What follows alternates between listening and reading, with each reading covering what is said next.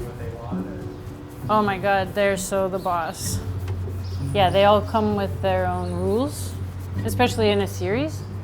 It's not super conscious. Like, I don't approach the canvas thinking I know what the rules are, but then when I try to do something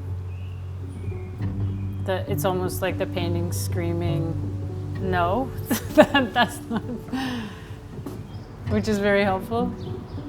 It's nice because it's, I never feel like when I'm painting I'm gonna show the world something. I feel like I'm trying to find something.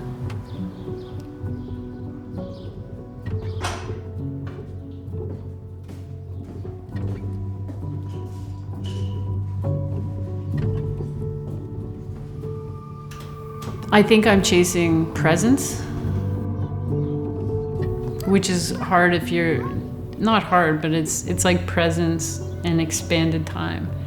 So it's like not the past, it's not the future, but it's like trying to make the presence more expansive and to really be there. That's sort of my interest with these paintings a bit. Anything? Roly-poly. It's a whole family of roly-polies. Quick, Mommy, dig. It's like you can't think unless you're saying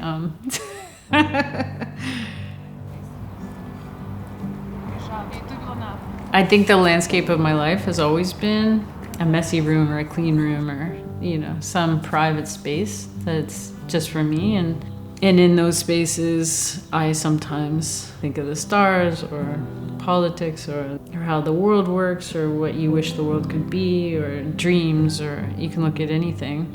But I think for me, I suddenly wanted to just see what was there.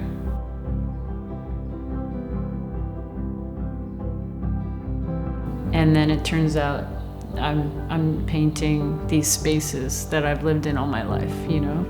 So those spaces have always been there, and they've always been a refuge rather than a point of oppression.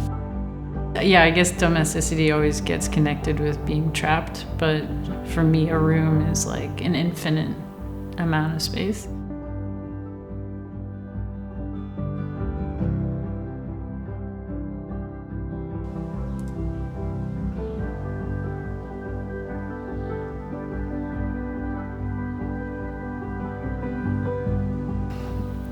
Some of the paintings are more urgent, you know? So it's just almost not even a conscious thought process at all. It's just like waves.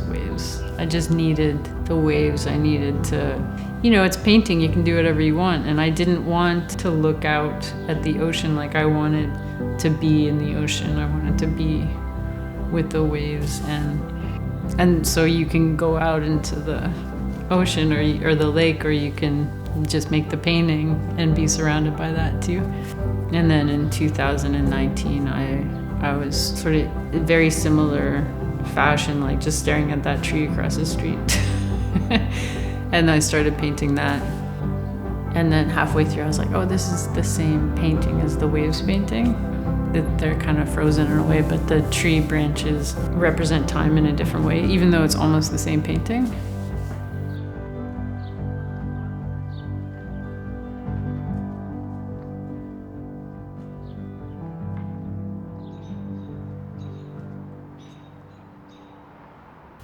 Even though I had this feeling that I couldn't see anything and I was only painting what was in front of me, they were still nice places to be. So it was still this kind of crave solitude and silence. And so the fire painting is a little bit more suggestive of social activity because there's chairs around the fire, and it is where people come and hang out. Because it's a fire, it felt like it still contained that solitude that you would have in a bedroom by yourself. People can look at the fire and you can be with other people without chit-chat and so many words. I think all these paintings were a bit of like a refuge from words in a way. It was like, I don't want any words, I don't want any words.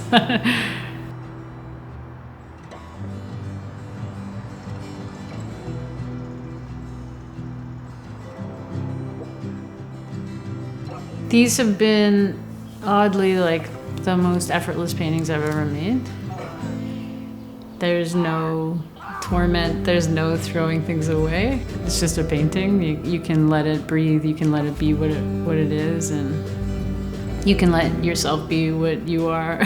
So I'm sure that ease has a lot to do with that.